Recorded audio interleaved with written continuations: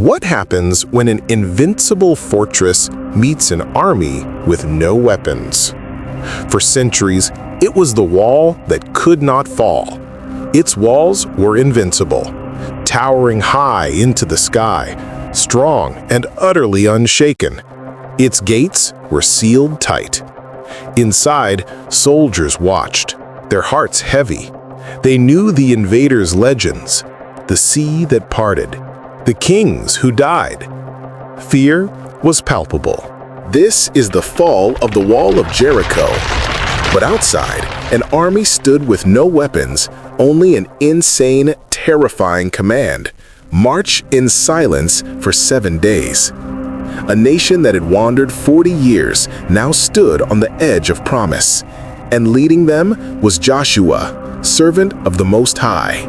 Then the Lord spoke to Joshua. See, I have given Jericho into your hands, its king and its mighty men of valor. March around the city once each day for 6 days. On the 7th day, march 7 times.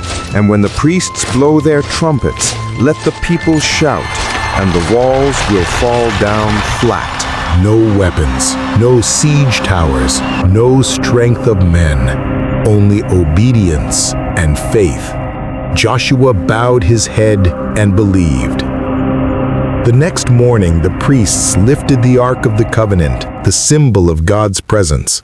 7 priests carried ram's horns before it, and the armed men marched ahead while the people followed in silence. Round the city they went, one full circle, then back to camp. Not a word was spoken, only the haunting, mournful sound of the horns echoing through the valley.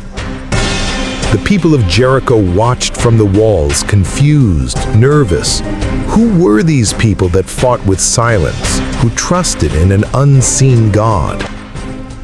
Day after day, the same march continued.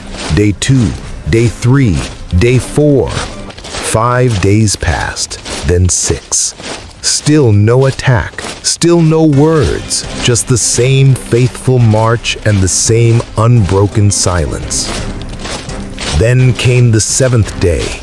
The air was still, the sky burned gold with morning light. The people of Israel rose before the sun, ready for the final march. Round the city they went, once, twice, 3 times. The priest's horn sounded with each turn, 4 times, 5, 6. Then, on the 7th time around, Joshua lifted his hand. The air went still. And then he cried out, "Shout, for the Lord has given you the city." The priests blew the trumpets. The people shouted with one voice, a roar of faith rising to the heavens. And suddenly, the ground trembled, the walls cracked, stones groaned and shifted. And before the eyes of all Israel, the mighty walls of Jericho collapsed. Dust filled the air. The sound was like thunder, and where an undefeated fortress once stood, there was now only ruin. Israel rushed forward, and the city was taken. No man could stand before them, for the Lord himself had fought for his people. And there, in the midst of the destruction, one house still stood, the home of Rahab, the woman who had hidden the spies.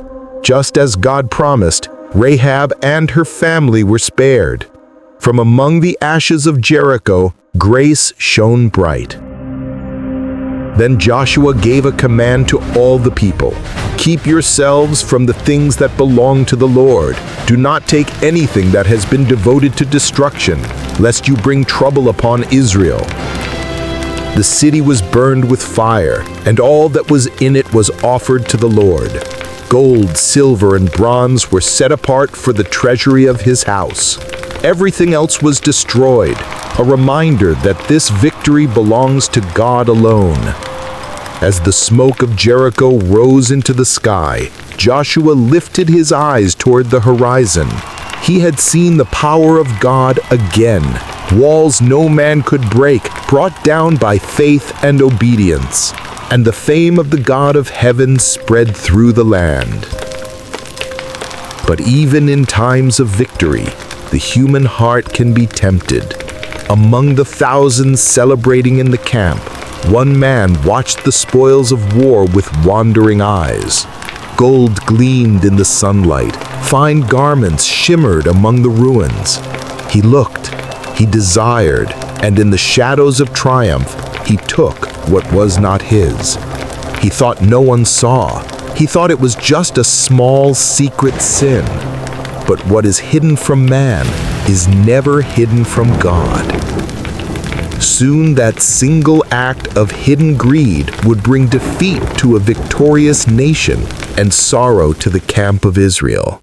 The walls of Jericho had fallen, but another wall was rising, a wall built of disobedience and silent sin.